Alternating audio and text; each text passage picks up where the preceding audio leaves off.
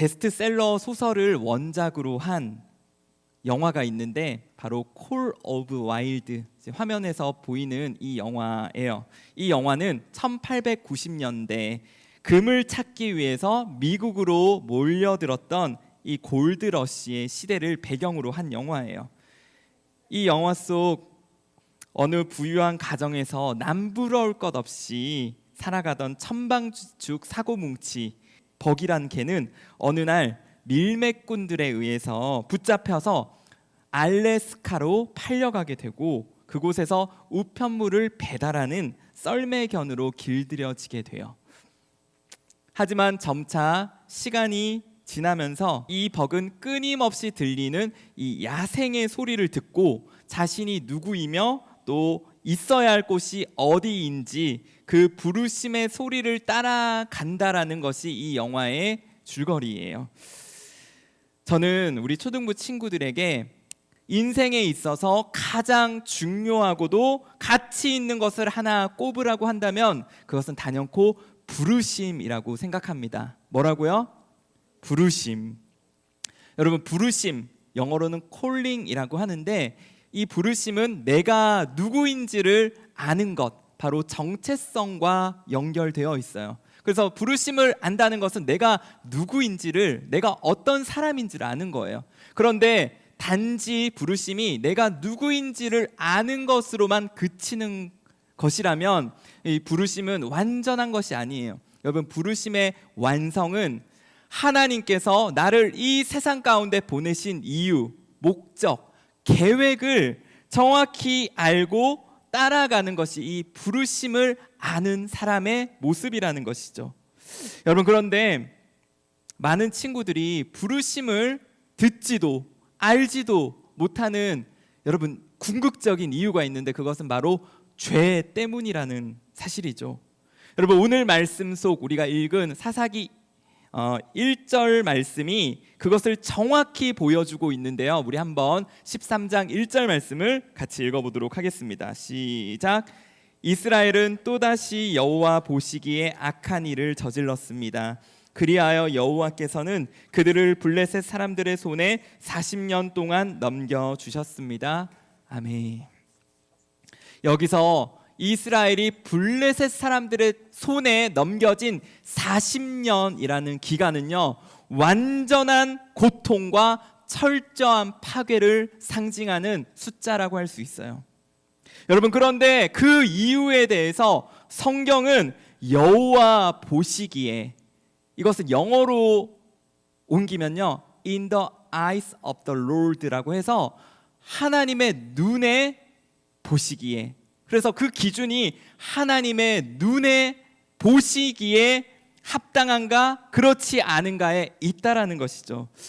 여러분, 그래서 우리가 죄라고 할 때 많은 친구들이 죄를 어떤 행위로만 생각해요. 그래서 누구를 때리고 어떤 속이고 또 심지어 죽이는 어떤 행위적인 것으로 우리가 죄를 생각하는 그런 친구들이 많이 있는데, 여러분, 죄의 본질은 바로 보이지 않는 마음과 생각에 있다라는 것이죠. 그 기준은 하나님의 눈, 하나님께서 보시기에 합당한가 그렇지 않은가에 있다라는 것이죠. 그래서 하나님은요, 여러분의 마음을 두루 감찰하시며 중심을 보시는 하나님이시기에 여러분이 생각하는 것, 그래서 여러분이 생각으로 누군가를 미워하고 또 누군가를 속이고 또 하나님을 대적하는 그런 모든 요소를 바로 하나님은 죄로 여기신다라는 것이죠. 여러분, 그런데 이 죄가 반복되고 이 죄가 방치될 때 나타나는 죄의 결과가 있는데 그것은 바로 하나님의 창조의 목적을 잃어버리는 것이죠. 이것은 다른 말로 하나님의 형상이 파괴된다라는 것이에요. 다시 말해서 내가 누구인지, 내가 어떤 부르심과 목적을 가지고 이 세상에 보내진 사람이라는 것을 전혀 알지도 깨닫지도 못하는 깊은 영적인 어둠이 바로 하나님의 형상이 파괴된 사람의 모습이에요. 사랑하는 우리 초등부 친구들, 여러분은 지금 사사기 시대와 같은 아니 사사기보다 훨씬 더 죄가 만연한 시대를 살아가고 있어요. 여러분, 그래서 우리 친구들이 아침에 눈만 뜨면 죄가 기다리고 있다라고 할 수 있어요. 여러분, 여러분의 마음을 빼앗고 눈과 생각을 사로잡기 위해서 여러분, 우리가 죄를 찾아서 죄를 짓는 것이 아니라 죄가 여러분을 기다리고 있는 시대가 바로 우리가 살아가고 있는 이 시대의 모습이에요. 여러분, 그런데 이 시대 가운데 보이는 어떤 행위적인 죄보다 훨씬 더 교묘하고 무서운 죄는요, 보이지 않는 죄인데 그 죄의 본질은 부르심을 망각한 그런 되는 대로 살아가는 우리의 모습이라는 것이죠. 깊은 영적인 어둠 상태에 있으면서도 내가 어둠에 있는지, 내가 빛 가운데 있는지를 모르는 이러한 상태가 여러분 진짜 무서운 죄의 모습이라는 것이에요. 여러분, 그래서 오늘 우리 친구들이 읽은 이 삼손의 이야기는요, 어떤 성경의 단순한 재미있는 스토리에 그치는 것이 아니라 여러분을 향한 부르심, 하나님의 뜻과 계획과 목적이 무엇인지를 분명히 보여주는 말씀이라고 할 수 있습니다. 여러분, 첫 번째 우리 한번 따라해 보겠습니다. 하나님께서는 나를 빛으로 부르셨습니다. 네, 우리 3절 말씀을 같이 한번 크게 읽어보도록 하겠습니다. 시작. 천사가 그녀에게 나타나 말했습니다. 보아라, 내가 임신하지 못해서 자식을 낳을 수 없구나. 그러나 내가 잉태해 아들을 낳을 것이다. 아멘.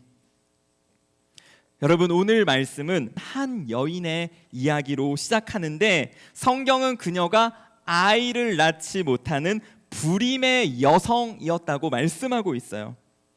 여러분, 당시 이스라엘 사회에서 여자가 아이를 갖지 못한다는 것은요, 아무런 희망도 그리고 기대도 없는 살아도 죽은 것과 같은 그런 인생이었다는 사실이죠.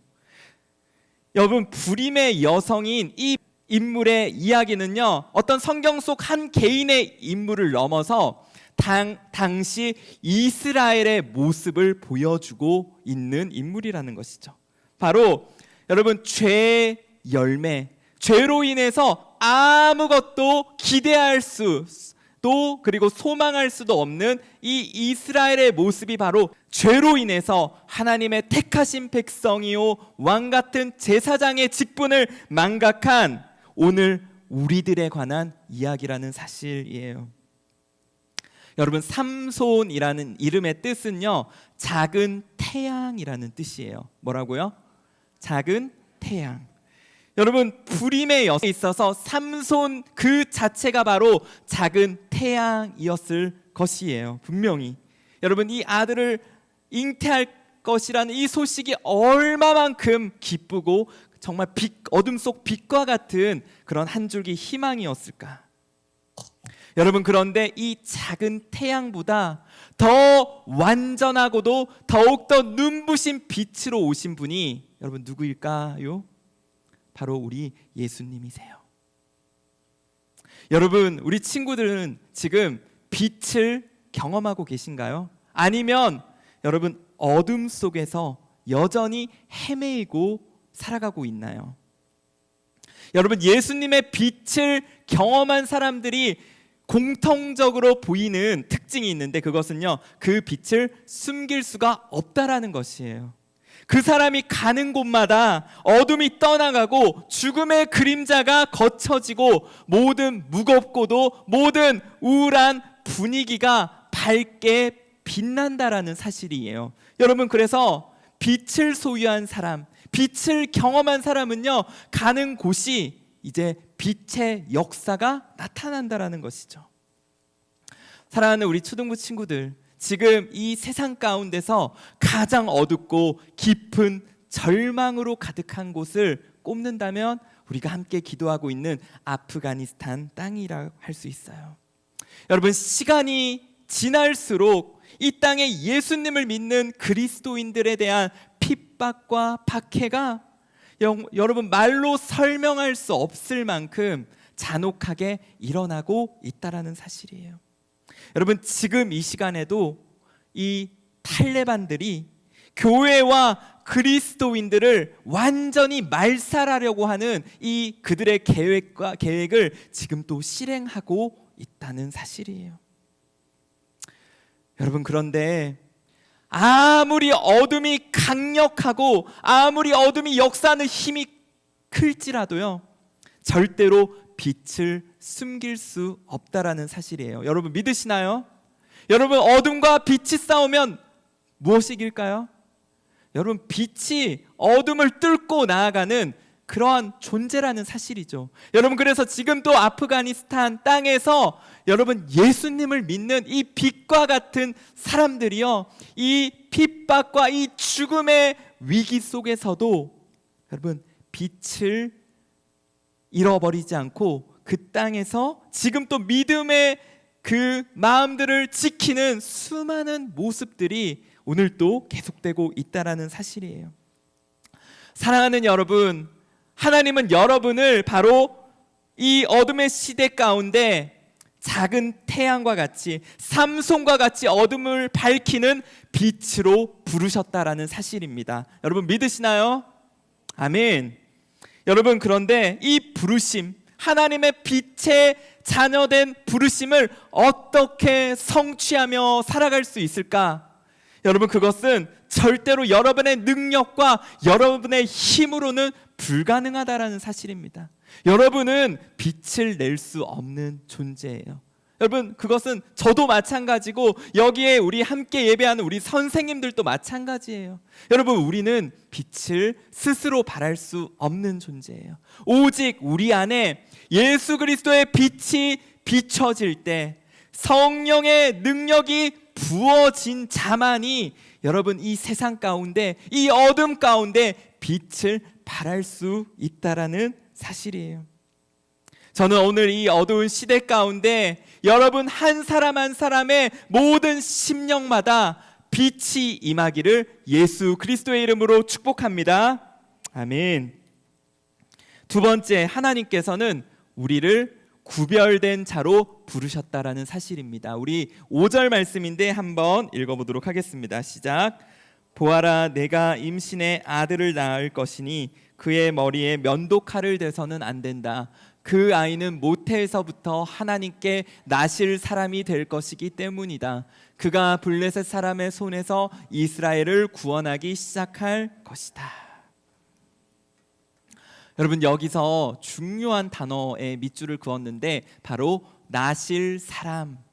이 나실 사람이란 말, 또 나실인이라고 하는 말은요, 히브리어 나자르라고 하는 이 히브리어, 바로 바치다, 헌신하다라는 뜻에서 파생된, 유래된 단어인데, 이 나실인이란 평생을 영원토록 하나님을 섬기기로 구별된 사람을 뜻하는 단어예요. 여러분, 그런데 재미있는 것은요, 이 나실인이 지켜야 할 세 가지의 모습, 명령이 오늘 기록되어 있는데, 첫 번째는 여러분, 머리에 면도칼이라고 되어 있는데 삭도라고도 하죠. 이 면도칼을, 머리를 밀지 않는 것, 이 머리를 다듬지 않는 것, 이발하지 않는 것이죠. 그리고 두 번째는 발효된 음료, 즉 포도주나 독한 술을 마시지 않는 것. 그리고 세 번째, 마지막은 하나님께서 금지하신 부정한 짐승을 먹거나 가까이 하지 않는 것이에요. 여러분, 이 나실인의 세 가지 명령은 무엇을 뜻할까? 한 가지로 요약한다면 그것은 바로 구별됨이에요. 여러분, 이 나실인의 세 가지는 구별됨인데, 그것은 문자적인 어떤 구별됨이 아니라 하나님 안에서 영적인 구별됨을 뜻해요. 그래서 첫 번째, 우리 먼저 머리에 삭도를 대지 말라는 것은 우리 친구들이 미용실 가지 않고 머리를 장발로 이렇게 길러도 된다라는 것이 아니라 바로 하나님께서 주신 것, 하나님께서 여러분을 만드실 때, 창조하실 때 그 주신 것을 존귀히 여기는 것을 뜻해요. 다시 말해서 하나님을 인정하고 하나님을 경외하는 삶의 모습을 뜻하는 것이죠. 사랑하는 여러분, 우리는 얼마나 자주 하나님보다 내가 원하는 것, 내 스타일대로, 내 방식대로, 내 편리와 내 목적대로 하나님의 말씀을 바꿔버리는지 여러분, 우리는 쉽게 바라볼 수 있을 거예요. 여러분, 그것이 우리의 삶에 깊숙이 스며들어 있다라는 것이죠.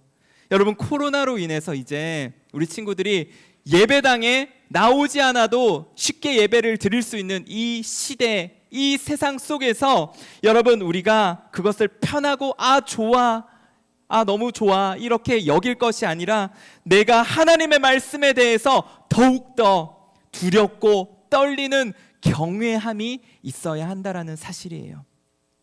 여러분, 두 번째로 포도주와 술은 당시 이스라엘 잔치 문화에서 빠질 수 없는 그런 음료들이었죠.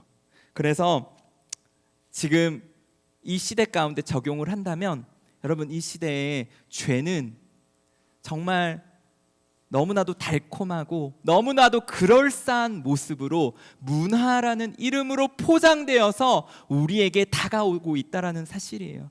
여러분, 그래서 우리 친구들 중에 저거는 다 내 주변 친구들이 다 하는 건데 뭐 이렇게 죄를 쉽게 말하고 저건 이 세상이 다 하기 때문에 나도 해도 괜찮아 라고 말하는 그러한 모습이 있다면 우리는 문화라는 이름의 이 죄를 너무 쉽게 허용하고 받아들이고 있다라는 것이죠.